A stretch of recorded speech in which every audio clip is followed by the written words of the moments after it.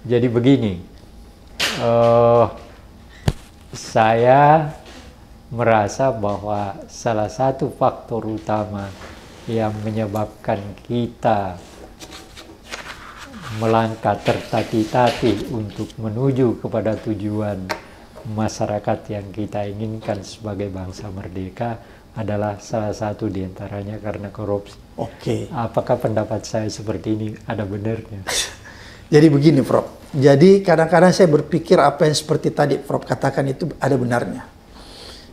Kalau kita lihat kurun waktu yang kita tempuh selama kemerdekaan sampai sekarang ini kan udah luar biasa ya. Iya, waktunya cukup lama. 8 Seharusnya kita sudah sampai pada titik menjadi negara yang mungkin kita tidak bilang dia negara maju, tapi dia sudah menjadi negara yang luar biasa. Iya. Ya, ya mungkin kita bisa menghitung jumlah orang miskin yang tidak banyak lagi, kira-kira gitu ya. Jadi kesejahteraan itu hampir merata. Iya. Tidak ada lagi orang yang stunting, tidak ada lagi orang yang busung lapar. Sebenarnya gitu kalau kita hitung lamanya kita merdeka ini sudah luar biasa. Tapi kenapa sampai hari ini kita masih punya PR yang luar biasa? Angka kemiskinan kita masih tinggi, pengangguran kita masih tinggi, stunting kita masih tinggi, sehingga Pak Prabowo harus mengerjakan program MBG itu karena untuk mencegah stunting, kira-kira gitu, Prof. Iya. Itu semua disebabkan oleh apa? Disebabkan oleh korupsi, Prof. Iya. Jadi akar permasalahan kita ini adalah korupsi sebenarnya. Kenapa jumlah orang miskin kita banyak? Kenapa pengangguran kita banyak? Karena angka korupsi kita tidak pernah berhasil meminimalisir. Kita tidak pernah berhasil mencegah korupsi itu secara luas dan masif. Dan yang menjadi persoalan terbesar di negeri kita karena sifat korupsi yang terjadi di Indonesia itu beda dengan di negara-negara lain. Kalau di Indonesia ini, Prof, kalau saya istilahkan, korupsi kita itu state capture corruption. Oh ya. Iya. Sehingga kalau dia sifatnya state capture corruption, berarti dia sistemik Iya. Iya. korupsinya. Iya. Tapi kalau dia bukan state capture corruption, maka kalau terjadi korupsi itu sifatnya kasuistis. Kasuistis. Iya. Tapi kalau dia korupsi di sebuah negara itu dia dia state capture corruption, maka korupsinya itu sistemik. Sistem. Iya. Karena dia sistemik, maka dia merusak semua sendi-sendi, Prof. Iya. Itulah Indonesia. Makanya kita harus punya sebuah desain besar untuk menghadapinya. Nggak boleh dengan cara yang biasa-biasa saja. Problem yang terjadi di negara kita, kalau kita lihat kenapa korupsi ini nggak bisa diberantas seperti di negara-negara lain, karena sifat korupsi kita state capture corruption, tapi cara kita memeranginya dengan cara yang konvensional. Jadi kita tidak berhasil bisa membunuhnya. Jadi ibaratnya misalnya di sana ada sebuah singa, Prof. Iya. Kita menembaknya dengan senjata yang biasa. Jadi dia tidak bisa mati. Kira-kira begitu ilustrasinya, Prof. Jadi apa yang tadi dikatakan Prof itu benar sekali menurut saya. Kalau KPK apa? Selama Anda duduk di sana, apa Oke. apa yang bisa dilakukan? Oleh karena itulah ketika saya di KPK, Prof, saya melihat bahwa kita ini nggak boleh lagi menggunakan cara-cara yang biasa menghadapi sifat korupsi yang state capture corruption itu. Kita harus mempunyai cara-cara yang luar biasa. Kita harus punya punya metode yang tidak biasa-biasa saja agar supaya kita bisa membasminya. Oleh karena itulah pada saat saya di KPK dan teman-teman pada saat itu kita merumuskan sebuah sistem yang mungkin tidak seperti biasanya. Cara memerangi korupsi yang sifatnya state capture corruption.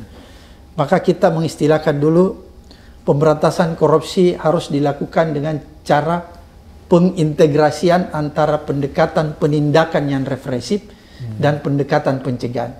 Itulah cara untuk bisa memberantas korupsi yang sifatnya sistemik, state capture corruption. Apa yang dimaksud dengan pendekatan pengintegrasian antara pendekatan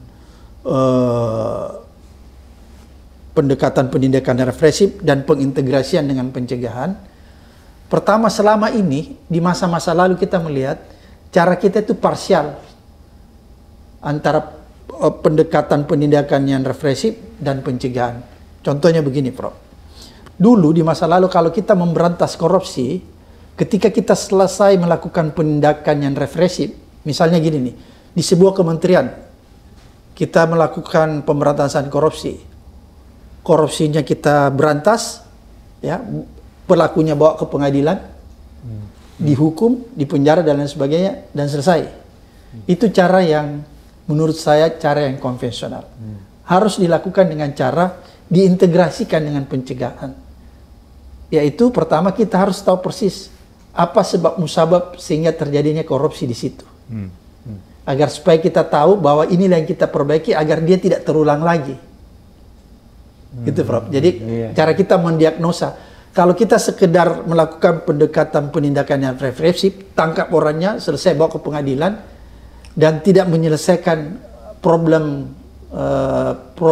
yang nyata di situ, maka korupsi itu bisa berulang. Ya. Makanya itu kita harus integrasikan. Misalnya dalam diagnosa kita tahu, oh penyebab korupsi misalnya ada 10 poin, 1, 2, 3, 4, 5, 6, sampai 10, maka itulah yang kita perbaiki. Kita memperbaiki seluruh tata kelola sistem yang ada di situ, Prof. Agar supaya sistem itu tidak lagi memproduksi kejahatan korupsi.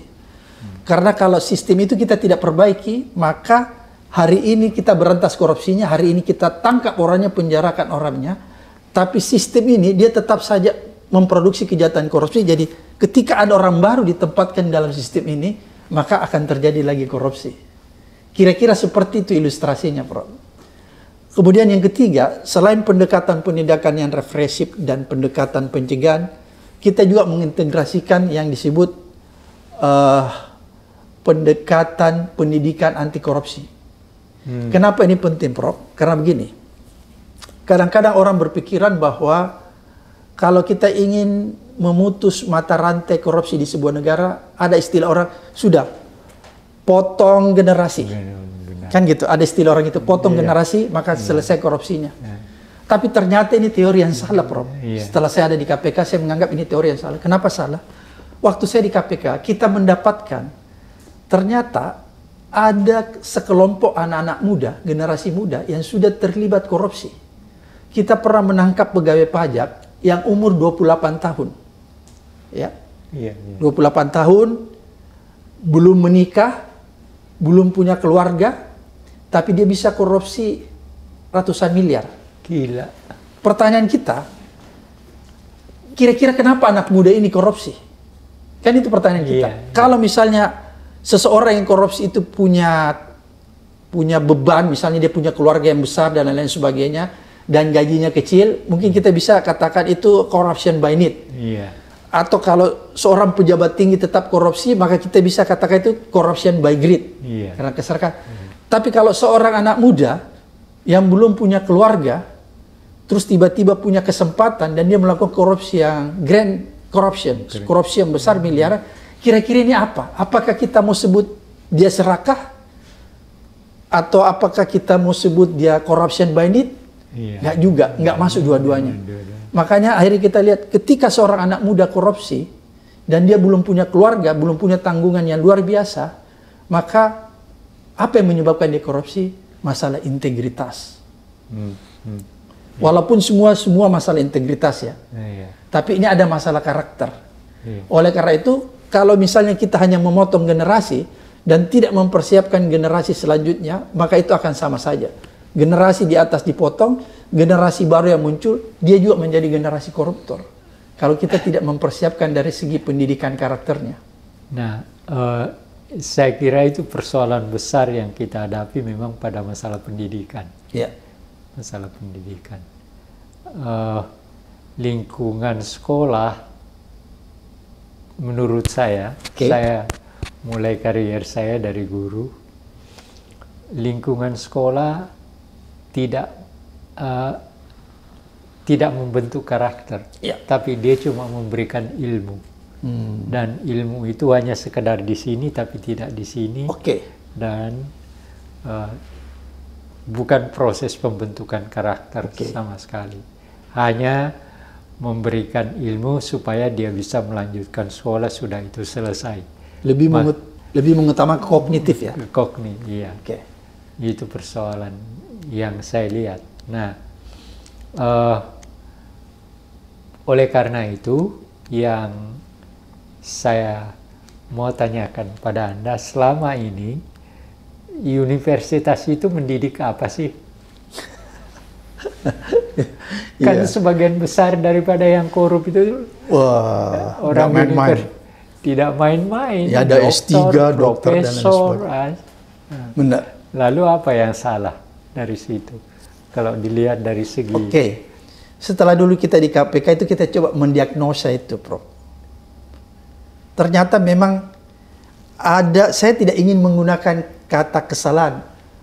Mungkin kita salah menerapkan sistem pendidikan yang kita jalankan di Indonesia. Karena ternyata setelah kita analisis lebih jauh, sistem pendidikan yang ada di Indonesia itu adalah sistem yang hanya mengutamakan dan mengandalkan kepada faktor kognitif semata. Ya, walaupun Prof, di dalam visi misi besar pendidikan Kementerian Pendidikan kita dia nyata-nyata disebutkan bahwa sistem pendidikan kita dalam mengutamakan pendidikan karakter, tapi ternyata di lapangan itu tidak tercermin, tidak terimplementasi.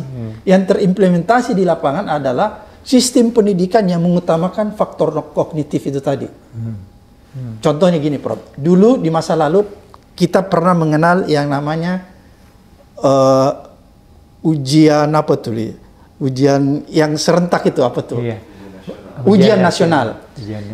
Apa yang ada di ujian nasional? Ujian nasional itu kriterianya salah satu adalah standarisasi. Ada standarisasi kan? Berarti kalau kita memakai standarisasi, itu artinya apa? Itu artinya kita memaksa anak-anak belajar untuk bisa lulus terhadap mata pelajaran tertentu. Itu artinya apa? Kognitif. Ya, itu yang pertama ya. Itu berarti memang pendidikan kita mengarahkan kita kepada kognitif. Orang dipaksa belajar untuk lulus supaya mencapai standar tertentu. Itu berarti kognitif, satu.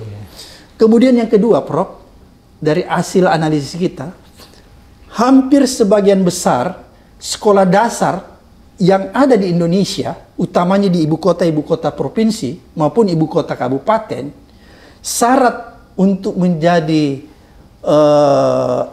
anak SD pertama yaitu harus bisa membaca dan menghitung.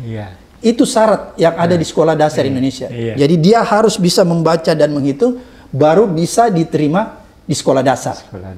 Artinya apa? Artinya orang tua pasti akan memaksakan anak-anaknya masuk di playgroup atau TK yang bisa mengajarkan anak-anak mereka bisa membaca dan menghitung. Jadi itulah yang diforsir. Karena anak-anak mereka tidak bisa masuk ke SD kalau dia tidak bisa membaca dan menghitung. Padahal di usia TK, itulah usia di mana anak-anak harus ditanamkan pendidikan karakter. Integriti kalau di luar negeri ya, Prof. Disitulah dimasukkan. Dulu waktu kita buat analisis ini, Prof, kita benchmark kedua negara. Jepang dan Finlandia. Dan kita akhirnya menemukan memang ada kesalahan di Indonesia. Itu tadi, ya misalnya SD harus anak-anak yang bisa belajar membaca dan menghitung baru bisa. Akhirnya apa yang terjadi? Berkembanglah TK-TK itu, TK-TK internasional yang menawarkan bahwa 5 bulan, 6 bulan anak Anda sudah bisa membaca dan menghitung. Dan semua orang tua berkejaran masuk anaknya di situ. Karena apa? Dia pengen anaknya bisa masuk di SD. Akhirnya kita bisa melihat bahwa memang institusi pendidikan ini hanya mengutamakan faktor kognitif. Dipaksa anak-anak di TK belajar membaca dan menghitung supaya dia bisa masuk SD. Padahal di usia ini yang harus ditanamkan adalah pendidikan integritasnya, pendidikan karakternya. Di Finlandia sama di Jepang, Prof, pasti Prof tahulah. Waktu kita melakukan benchmark ini, saya di KPK, yang kita temukan, kalau di Jepang, Prof, anak-anak yang namanya playgroup dan TK, itu belum pernah mereka diajari membaca dan menghitung. Memang suruh bermain aja. Disuruh bermain, tapi permainan yang diajarkan kepada mereka adalah permainan yang punya muatan membentuk karakter kita. Membentuk value mereka. Saya lihat ada 9 value yang mulai ditanamkan di usia dini. Mereka ada misalnya kejujuran, keadilan, kemandirian, terus empati, ada 9 itu saya ingat. Itu dibuat dalam bentuk permainan semua. Iya. Jadi anak-anak itu merasa enjoy melakukan permainan itu, padahal sebenarnya tanpa disadari bahwa permainan itu akan membentuk karakter dia untuk membentuk sebuah nilai, value. Itu yang terjadi di Jepang dan di Finlandia. Sehingga ketika mereka terbentuk karakternya, value-nya, barulah mereka masuk ke tingkat SD. Kapan mereka diajari membaca dan menghitung? Kalau di Jepang, Prof, yang saya lihat, nanti kelas 1 SD. Itu pun bukan bulan-bulan pertama. Nanti bulan ketiga, keempat, kelima, keenam. Baru mereka diajarin. Namun kemudian, pendidikan karakter tetap masih diajarkan di sekolah-sekolah itu walaupun di SD. Dan itu sustainable. Dari playgroup, TK, SD, SMP, SMA, sampai perguruan tinggi, nggak pernah berhenti. Jadi kalau saya lihat muatannya, Prof, ya, saya coba melihat muatannya pada saat itu, boleh dikatakan dia 50-50. Di SD, SMP, SMA, dia 50-50 antara pendidikan yang sifatnya ilmu pengetahuan, kognitif 50%, dan mata pelajaran yang sifatnya membangun karakter, membangun integritas, itu 50%. Kemudian ada problem dalam perjalanannya, Prof. Apa itu problem? Ternyata, ini juga ditemukan di Indonesia.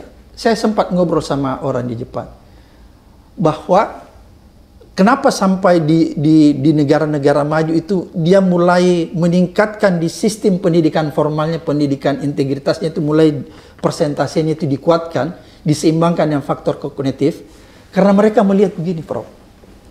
Ada fenomena di negara-negara maju, semua orang tua itu bekerja di luar rumah. Semua bekerja di luar rumah.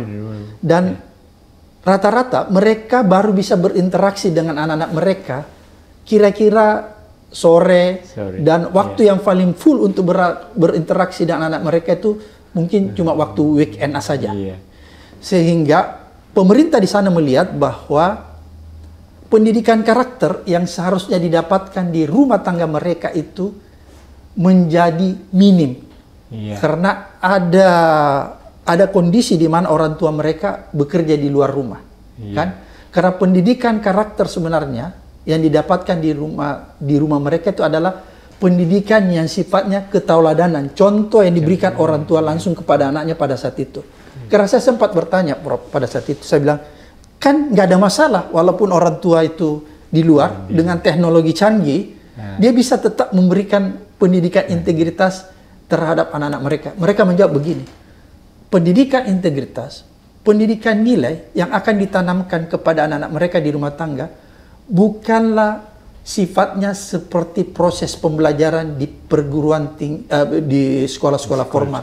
Tapi itu harus ada interaksi tindakan, interaksi hati dari orang tua ke anak-anak yang memberikan keteladanan langsung. Apa yang mereka lakukan di depan anak-anak, itulah yang sifatnya pendidikan karakter yang langsung bisa diserap anak-anak ketika muda. Oleh karena itu negara-negara maju menyadari itu, Prof, bahwa generasi mereka mulai kehilangan frekuensi mendapatkan pendidikan karakter di rumah tangga mereka, makanya mereka men-take over. Cara mereka men-take over masuk ke dalam sistem pendidikan formal. Makanya di zaman dulu, misalnya di negara-negara maju, kalau pendidikan integritasnya itu cuman 35%, kognitifnya 5%, ketika zaman semakin maju yang tadi orang tua bekerja di luar, maka ditingkatkan pendidikan integritasnya di sistem pendidikan formalnya menjadi 50-50. Untuk menutupi kekurangan pendidikan integritas yang didapat di rumah tangga mereka. Jadi begitu cara mereka mensiasati. Oleh karena itu, Prof, ketika kita membuat roadmap pendidikan integritas, pendidikan anti korupsi, waktu kita selesai buat ini KPK di zaman saya ya, saya datang ke Menteri Pendidikan pada saat itu, namanya Pak Nuh. Iya, Pak Nuh. Oke ya, kita memaparkanlah kita punya program berdasarkan benchmark kita kedua negara itu, bahwa kita harus melakukan pendidikan integritas, pendidikan karakter mulai dari PAUD sampai perguruan tinggi sustainable, tidak boleh terhenti. Jadi kita harus memasukkan mata pelajaran kurikulum pendidikan integritas mulai dari PAUD sampai perguruan tinggi. Pada saat itu disetujuilah. Cuman ada problem memang karena kurikulum sedang berjalan. sudah berjalan, jadi kan susah untuk memasukkan misalnya kurikulum baru. Tapi pada saat itu kita mengusulkan bahwa kalau dia sedang berjalan, maka kita bisa mensiasati dengan memasukkan mata pelajaran pendidikan integritas, pendidikan anti korupsi di mata pelajaran ada yang kita sebut PKN. Oh, iya, Kalau PKN. di SMP, SMA ya, itu dulu siasatnya kita begitu. Namun kemudian nanti kita punya mata pelajaran khusus tentang pendidikan integritas atau pendidikan anti korupsi, sustainable sampai perguruan tinggi.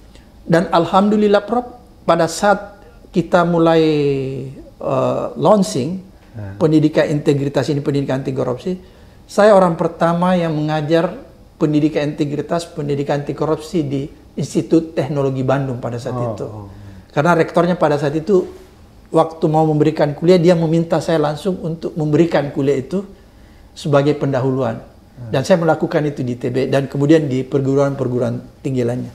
Tapi yang ingin saya katakan bahwa sistem pendidikan karakter, sistem pendidikan integritas itu adalah sistem pendidikan yang sustainable, berkelanjutan, nggak boleh parsial, Prof. Nggak boleh misalnya dia cuma dapat di playgroup, di PAUD, TK, SD, kemudian dia putus di SMP, SMA, terus kembali di perguruan tinggi. Kalau dia terputus, maka hasilnya tidak akan maksimal. Kira-kira seperti itu, Prof. Kalau kita ingin menghasilkan sebuah generasi yang kuat karakternya, generasi yang tidak korup. Kan kalau kita lihat kenapa korupsi kita merajalela, karena itu tadi, karakter kita tidak kuat, ya, integritas kita tidak kuat. Saya percaya itu berdasarkan apa namanya, apa yang Anda katakan itu memang benar, karena sepanjang pengalaman saya yang sangat menyulitkan itu adalah pemimpin kita memang integritasnya lemah. Iya. Itu fakta yang artinya saya bisa lihat ya, Prof. Lihat, saya mengalami. Ya. Jadi, nah itu yang menyebabkan saya berpikir bahwa ini ada sesuatu yang salah yang harus diperbaiki hanya dengan satu cara yang sangat apa ya, yang sangat kuat, yang sangat kuat dalam arti ya seperti yang tadi dikatakan, pendidikan dari SD dikasih tapi terputus, maka ini tidak akan berarti. Ya. Nah itu yang sebenarnya terjadi sekarang di kita. Terjadi, dan hal inilah yang menjadi sebenarnya menurut saya akan membahayakan masa depan bangsa ini. Selama sistem pendidikan kita masih seperti sekarang, maka korupsi tidak mungkin dihentikan. Betul, saya sepakat. Betul. Tidak mungkin, karena walaupun kita memutus generasi itu. Apa artinya memutus generasi? Lawan dia juga yang sudah kena. Iya. Iya kan? Betul. Jadi diputus juga ya. Bibitnya juga nggak siap. Iya. Bibitnya sudah terkena korup. Sudah terkena korup. Tapi oke, kita bagaimanapun negeri ini tetap harus berjalan. Iya. Itu. Dan kita harus selamatkan. Selamatkan apapun juga. Nah, sekarang pertanyaan saya adalah lembaga-lembaga, sebenarnya begini, aneh di kita. Lembaga yang menangani korupsi itu kan ada berapa banyak? Ada polisi, kejaksaan, KPK, ada BPK, ada 7, jaksa agung dan segala macam. Nah, kalau dilihat secara formal saja, nggak masuk akal kalau korupsi itu terjadi. Iya. Iya kan, tidak masuk akal. Nah, tetapi kan yang kita lihat, orang yang duduk di sini boleh dikatakan sebagian tidak seluruhnya tentu, tapi kalah sama yang banyak. Sebagian besar adalah orang yang tidak punya integritas diri. Sepakat. Iya kan? Nah, penciptaan integritas diri ini susahnya di rumah tidak terjadi, di sekolah juga nggak terjadi. Iya, nggak dapat juga. Nggak dapat juga, ya. Nah, tapi, pertanyaan saya begini, kalau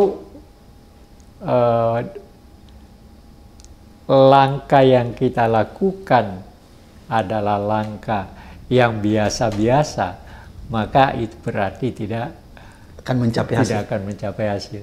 Nah, langkah apa yang terbaik dari Anda pikirkan? Ya, seperti tadi saya katakan bahwa harus ada perubahan total ya. Iya, Prof, ya. iya. Ada perubahan yang mendasar, tidak parsial menurut saya ya. Dan itu memerlukan sebuah upaya yang luar biasa pula dan keberanian dari pemimpin kita. Karena tanpa ada drive dari pemimpin kita, saya pikir upaya pemberantasan korupsi itu akan sulit berjalan. Pemimpin harusnya memberikan keteladanan agar supaya semua bisa berjalan. Tadi lembaga-lembaga yang tadi Prof katakan itu, kenapa dia tidak bisa berjalan sebagaimana mestinya? Karena di dalam lembaga-lembaga itu sendiri tidak ada keteladanan menurut saya. Misalnya gini, kita ambil contoh. Ada yang disebut, Prof, judicial corruption. Oke ya, Iya. judicial corruption. Indonesia. Jadi korupsi-korupsi yang terjadi di lembaga-lembaga penegakan hukum.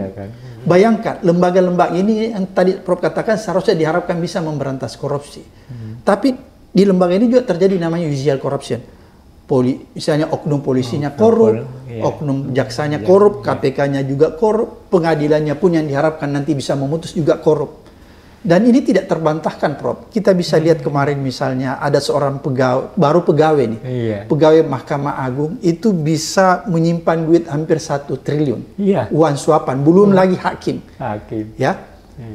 Bagaimana kita bisa berharap bahwa akan lahir putusan-putusan yang adil? Kalau putusan-putusan ini sudah diwarnai dengan suap menyuap, kan nggak mungkin, Prof. Kalau sudah ada jual beli putusan, itu berarti di situ keadilan sudah tidak ada. Yang benar bisa disalahkan dan salah yang bisa dibenarkan. Itulah yang ada di judicial corruption. Oleh karena itu, kalau ini terjadi, maka sebenarnya ada dua hal, Prof. Pertama, tadi kalau kita bicara integritas itu ada dua. Integritas individu dan integritas organisasi. Institusinya. Jadi selain kita membangun integritas individunya, orang-orangnya, kita juga harus membangun integritas organisasinya. Saya ingin kasih contoh, Prof, ya, kalau kita bicara tentang integritas organisasi. Saya ingin berbicara tentang KPK di masa lalu, bukan di masa sekarang ya. Kenapa KPK di masa lalu begitu dipercaya, begitu kuat, dan semua orang menaruh harapan? Karena dia mempunyai integritas organisasi yang luar biasa. Saya pada saat itu masuk, saya melihat sendiri betapa hebatnya integritas organisasi KPK. Apa yang saya lihat di situ? Aturannya, Prof. Jadi aturan-aturan yang ada di dalam itu mencerminkan integritas organisasi itu. Aturan-aturan apa? Pertama, code of conduct. Kemudian budaya organisasinya. Ketika kita melihat budaya organisasinya begitu bagus, kemudian itu bisa diterjemahkan di dalam code of conduct-nya, maka kita bisa menyimpulkan bahwa sebuah organisasi ini adalah organisasi yang berintegritas. Misalnya begini, Prof. Di dalam Code of Conduct KPK, di dalam Code of Conduct-nya itu dia memuat begitu berbagai macam sanksi yang akan diterapkan bagi orang-orang yang melanggar Code of Conduct di KPK. Dan sanksi itu adalah sanksi yang jelas, tegas, dan berat. Contohnya begini, Prof. Salah satu isi Code of Conduct KPK, saya cuma ingin mencerminkan supaya pemirsa lebih mengerti ya, yang sederhana. Salah satu yang diatur di dalam Code of Conduct KPK supaya dia bisa menjaga seluruh pegawai KPK untuk tidak melakukan pelanggaran moral. Salah satu nih Prof, kita belum bicara. Pegawai KPK, ada dalam Code of Conduct-nya, pegawai KPK dilarang memasuki tempat hiburan.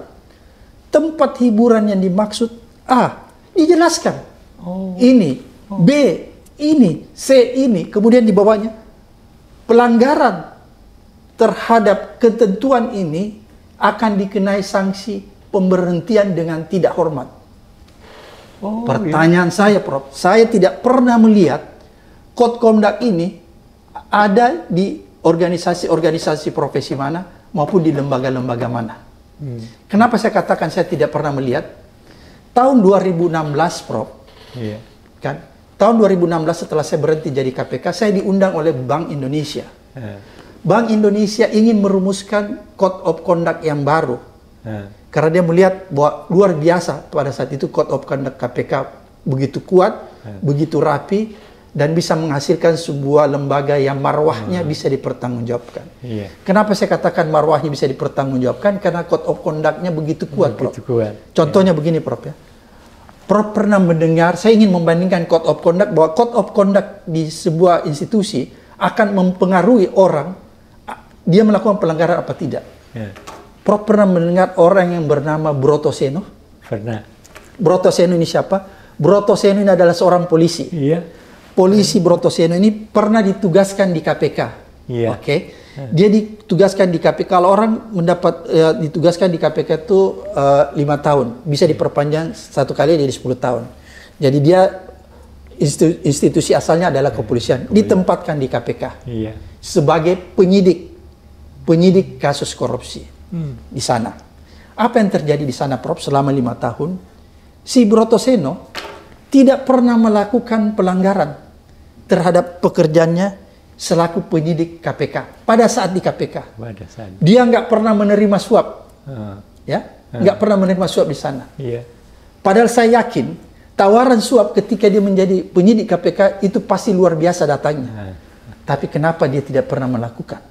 Itu pertanyaan bagi kita. Karena kenapa? Code of Conduct-nya membuat dia tidak bisa melakukan sesuatu. Begitu kuat, begitu rapi, dan membuat sanksi yang dia tidak bisa hindari. Kan gini, Prof, kalau di tempat lain Code of Conduct atau kalau di pegawai negeri ada namanya disiplin pegawai negeri. Saya melihat semua sanksi yang ada di situ adalah sanksi yang menurut saya sifatnya sangat administratif dan ringan. Ada yang disebut SP1, SP2, SP3. Di KPK tidak ada yang dibilang SP1, SP2, SP3. Begitu ada pelanggaran, Prof, langsung diberhentikan. Makanya dia menganut sistem dalam budaya organisasinya disebutkan zero tolerance. Itu waktu zaman saya mau bilang begitu. Sehingga apa yang dilakukan penyidik-penyidik ini, dia nggak berani, nggak pernah melakukan. Karena dia tahu, begitu dia melakukan pelanggaran, dia diberhentikan dan tidak hormat, dan dia dipidanakan. Sehingga nggak ada yang berani. Kalaupun ada, 1-2 orang itu kasuistis, tidak sistemik. Oke ya, kalaupun ada. Kemudian apa yang terjadi, Prof? Ketika Broto Seno dipulangkan ke institusi asalnya di kepolisian, di sana dia kembali menjadi penyidik kasus korupsi karena dia punya pengalaman di KPK, dikembalikan di sana. Apa yang terjadi? Kira-kira baru 1-2 tahun dia dikembalikan, dia tertangkap oleh polisi sendiri menerima suap terhadap kasus suap terhadap kasus korupsi yang sedang ditangani. Pertanyaan saya, Prof, kenapa waktu di KPK dia tidak lakukan? Kenapa ketika dia kembali di kepolisian baru dia lakukan? Padahal waktu dia ditangkap di polisi, tahu nggak berapa suap yang dia terima? Cuman 2 miliar. Saya ingin katakan, tawaran ketika dia di KPK, saya yakin 100% pasti lebih besar daripada ini. Tapi kenapa dia tidak berani melakukan? Karena itu tadi. Ada sistem yang dibuat begitu rapi, ada sistem yang dibuat begitu rigid, sehingga orang tidak bisa melakukan pelanggaran. Kira-kira begitu ilustrasi saya, Prof. Jadi, sebuah organisasi, di samping orangnya harus punya integritas kuat, budaya organisasi, Code of Conduct, itulah yang membuat organisasi itu dipercaya bahwa organisasi itu punya organisasi berintegritas tinggi. Tahun 2016-17, Prof, saya diundang kembali Bank Indonesia ketika dia ingin merumuskan Code of Conduct-nya. Kenapa dia undang saya sebagai mantan ketua KPK? Karena dia melihat bahwa KPK pada saat itu jadi role model. Kan KPK pada saat itu jadi role model bagi lembaga-lembaga negara lain. Bayangkan di KPK saja, Prof, kita punya mobil jabatan. Ini saya mau kasih contoh bahwa di KPK itu betul-betul role model. Itu Innova. Zaman segitu itu Innova. Sehingga pada saat itu saya ingat sekali, Pak Tarman selaku Kapolri, dia ingin mencontoh KPK sehingga dia menginstruksikan bahwa ketika dilakukan anggaran baru, maka anggaran mobil dinas Kapolri harus sama dengan KPK, cuma Innova saja. Sehingga biasanya kan kalau Kapolri itu datang berkunjung ke daerah, saya ingat sekali, Prof, itu kadang-kadang itu Kapolda menyiapkan kendaraannya mewah. Bahkan kalau Kapoldanya nggak punya, dia pinjam. Dan celakanya biasa dia pinjam dari pengusaha. Dan ini konflik of interest nanti. Bayangkan kalau mobil mewah itu dipinjam dari seorang pengusaha hitam, maka ketika pengusaha hitam itu ada masalah di kantor polisi, maka saya yakin ini menjadi konflik of interest. Ini kan semua yang kita jaga yang begitu. Sehingga apa? Itu dulu bisa terjadi di kepolisian begitu. Sehingga waktu Pak Tarman jadi Kapolri, saya ingat sekali, dia menginstruksikan bahwa seluruh jajaran Kapolri, level pimpinannya harus menggunakan Innova. Dan pada saat itu saya ingat saya berkunjung itu di Sulsel atau di mana itu, saya sama Pak Tarman sama Jaksa Agung Pak Basir Parip. Disitulah pertama kali saya lihat Kapolri dijemput Innova. Dan sebelumnya saya ingat betul bahwa pada saat itu Kapolri selalu dijemput dengan mobil Land Cruiser, Lexus, yang segitu-gitulah, Mercy. Dan pada saat itu dia dijemput Innova. Karena ini kan harus jadi role model. Kesederhanaan itu, Prof, itulah menjadi salah satu value integritas. Yang tadi saya bilang ada 9 nilai, itu salah satunya sederhana. Kembali kepada tadi Bank Indonesia. Ketika dia ingin merumuskan Code of Conduct-nya, dia undang saya, Prof. Ketika saya memaparkan Code of Conduct KPK itu sekian banyak, mulai saya ceritakan bahwa ada salah satu tadi pasal pegawai KPK dilarang masuk ke tempat hiburan, dan dijelaskan, Prof. Jadi tidak ada isi Code of Conduct-nya itu yang multitafsir. Jadi tidak ada perdebatan. Tidak ada perdebatan. Pelanggaran terhadap ini pemberhentian. Bayangkan tempat hiburan saja ini maksud itu dijelaskan. A, tempat hiburan klub malam yang dimaksud adalah, B yang dimaksud adalah, C, karaoke yang dimaksud. Jadi nggak ada ruang perdebatan. Karena ruang perdebatan inilah yang membuat orang bisa lepas dari sanksi. Kira-kira seperti itu, Bro. Jadi ini saya utarakan semua di Bank Indonesia, bahwa tidak boleh masuk tempat hiburan. Terus kemudian ada kedua lagi pasal berikutnya, pegawai KPK dilarang melakukan olahraga golf.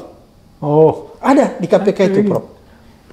Pasti pertanyaan Prof Andar, kenapa dilarang golf? Kan gitu. Ada dua hal sehingga golf dilarang di KPK. Pertama, KPK itu kan mempunyai budaya organisasi kesederhanaan. Salah satu nilai yang tadi saya nilai-nilai integritas ada kesederhanaan. Golf dianggap adalah olahraga yang mahal, olahraga yang tidak mencerminkan kesederhanaan. Satu. Kemudian golf dianggap menjadi olahraga yang rentang untuk seseorang bisa dilobi. Kan kalau orang main golf itu banyak waktu, Prof. Banyak waktu ngobrol, pukul, jalan, itu waktu orang bisa melakukan lobby-lobby. Memang itu yang ditujukan. Nah itu, sehingga itu dilarang. Jadi ketika ini saya paparkan semua, tahu nggak? Selesai acara itu sampai sore, langsung Gubernur Bank Indonesia pada saat itu bilang di Cirebon itu pertemuan. Pak Bram, terima kasih banyak atas masukannya, dan insya Allah mohon maaf yang sebesar-besarnya, dia bilang.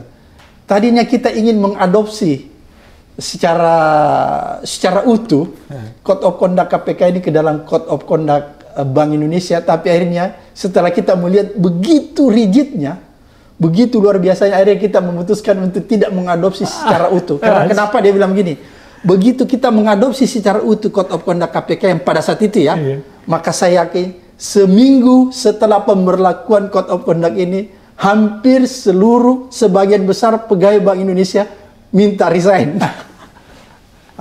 Itu yang aku ingin kasih contoh, Prof, bahwa yaitu tadi ada dua hal yang sebenarnya kalau kita ingin membangun betul negeri ini. Seluruh institusi-institusi yang tadi Prof katakan itu, institusinya dulu harus diperbaiki. Bagaimana cara memperbaiki institusi itu? Pertama, budaya organisasinya kita perbaiki. Budaya organisasi itu baru boleh bisa dikatakan dia bagus kalau dia punya code of conduct yang kuat. Yang kuat. Ya. Code of conduct yang kuat itu baru boleh dikatakan bagus kalau dia berisi sanksi yang maksimal. Dan tegas. Iya. Ketiga, budaya organisasi itu harus memuat zero tolerance. Iya. Itu baru kita tahu bahwa organisasi ini punya integritas kuat. Gitu cara membedah sebuah organisasi pemerintahan. Kira-kira begitulah ilustrasinya. Ya. Terima kasih. Kita sudah mendapatkan begitu banyak hal yang berkaitan dengan persoalan. Sebenarnya bukan yang kita bicarakan, bukan persoalan sekarang. Iya. Tapi justru ini adalah persoalan yang akan datang. Bagaimana? Iya. Mudah-mudahan nanti siapapun yang mendengar dari manapun, mudah-mudahan paling tidak bisa menjadi alat permenungan. Karena merenung 2-3 menit saja sekarang susah. Oke, terima kasih. Terima kasih Prof. Mandar atas kesempatannya. Iya. Dan mudah-mudahan kita akan ketemu lagi. Terima kasih, Prof. Bicara tentang mungkin hal yang lebih lagi ke depan Republik ini. Republik ini tidak boleh kita berhenti untuk memikirkannya. Dan mencintainya. Mencintainya. Ya, itu yang menjadi persoalan dan itulah yang akan mendorong saya kira untuk Pak Samad dan untuk saya dan untuk masa depan penonton. Terima kasih, sampai ketemu. Assalamualaikum Warahmatullahi wabarakatuh.